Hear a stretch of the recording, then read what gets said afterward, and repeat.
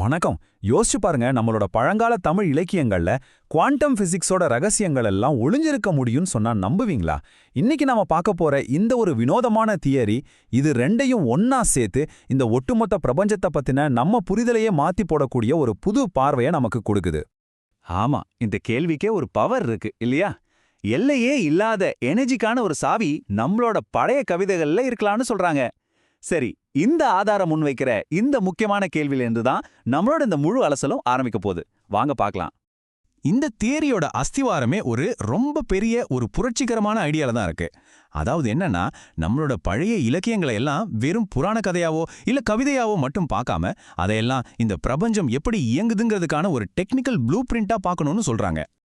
அப்போ இவங்க என்ன சொல்றாங்கன்னா, புறநானூறு மாதிரியான இலக்கியங்கள் எல்லாம் வெறும் வீரக்கதைகளை சொல்றதுக்காக எழுதப்படல. அதுக்கு பதிலா பிரபஞ்சத்தோட விதிகளை விளக்குற ஒரு சயின்டிஃபிக் டாக்குமெண்டா அதை பார்க்கணுங்கிறாங்க.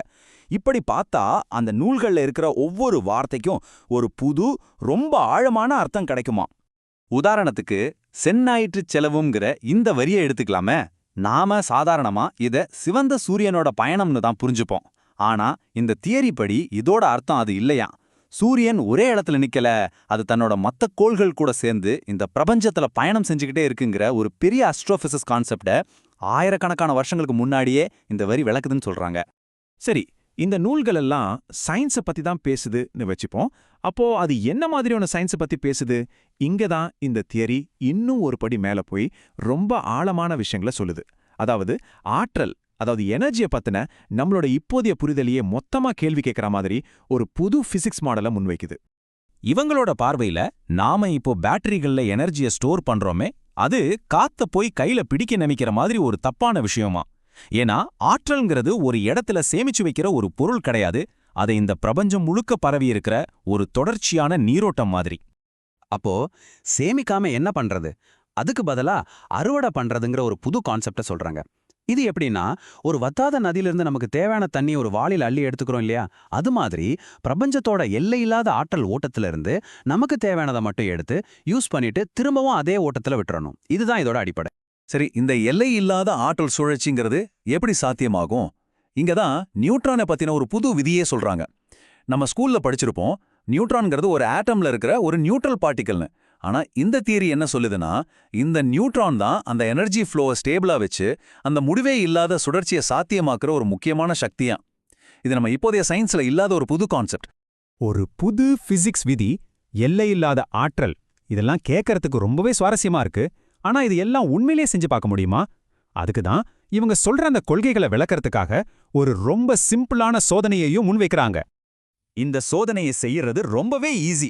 இங்க பாருங்க, ஒரு நியோடேமியம் மேக்னெட்டை தண்ணியில வச்சு அது மேல ஒரு மெட்டல் ராடை வைக்கணும். இன்னொரு மெட்டல் ராடை அந்த தண்ணியிலே கொஞ்சம் தள்ளி வச்சா போதும், உடனே ஒரு கரண்ட் உருவாகும்னு சொல்றாங்க.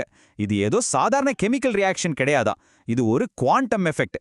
அதாவது அந்த உலோகங்களோட துளைகளும் தண்ணியோட மிக மிக நுண்ணிய மூலக்கூறுகளும் ஒன்னோடு ஒன்னு தொடர்பு கொள்றதால இது நடக்குதான். இதோட ரிசல்ட் தான் நிஜமாவே ஆச்சரியப்பட வைக்குது. இந்த சின்ன செட்டப்பை வச்சே 1000 மில்லி வோல்ட் வரைக்கும் கரண்ட் எடுக்க முடியுமா? அதாவது ஒரு முழு வோல்ட். இது நாம எனர்ஜியை உருவாக்குற முறைகளை பத்தியே திரும்ப யோசிக்க வைக்குது இல்லையா?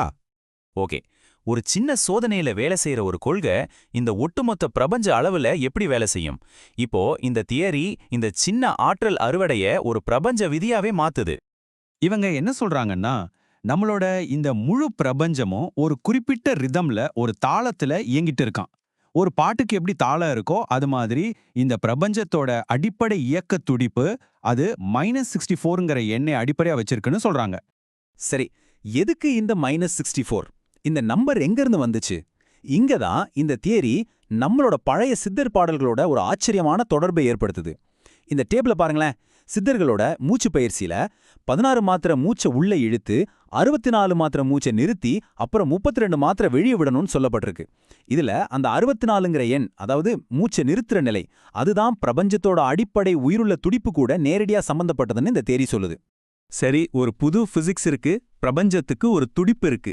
இதையெல்லாம் வச்சுக்கிட்டு நாம என்ன செய்ய போறோம்? இந்த அறிவோட கடைசி நோக்கம் ஒட்டுமொத்த மனித இனத்தோட எதிர்காலத்தையே மாத்துறதுதான்னு இந்த ஆதாரங்கள் சொல்லுது.